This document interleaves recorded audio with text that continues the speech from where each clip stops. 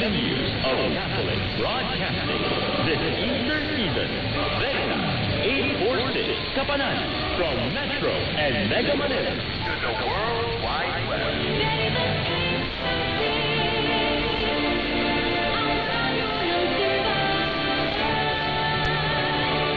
Member, Catholic Media Network ay kapisanan ng mga broadcaster ng Pilipinas.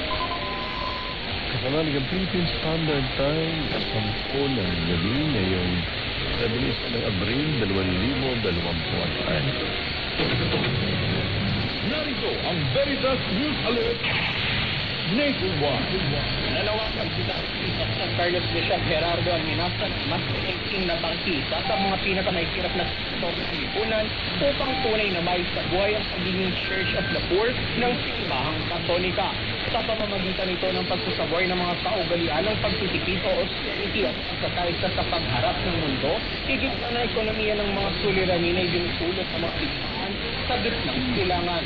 Sa pastoral letter ng obispo ay binigyan din ng naranasan ng paghihirap ng mga mamamayan tulad ng mga mangingisda, public utility driver at kalipot ng mga manggagawa na patuloy na naapektuhan ng mataas na presyo ng mga bilihin sa sapat na kita para sa kanilang mga sinusuportahan na pamilya.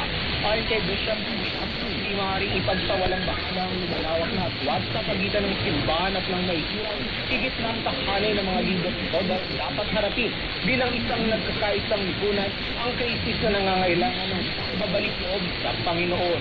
Ayon pa kay Bishop Arminasa, ang austerity o pagtitipid at simpleng pambuhay hindi lamang praktikal na hakbang kundi isang prophetic witness kung saan kinakailangan magsimula ang pananagutan sa loob mismo ng simbahan habang nananawagan ito ng transparency at accountability sa pamahalaan at mga kumpanya higit na sa mga nangungunang industriya.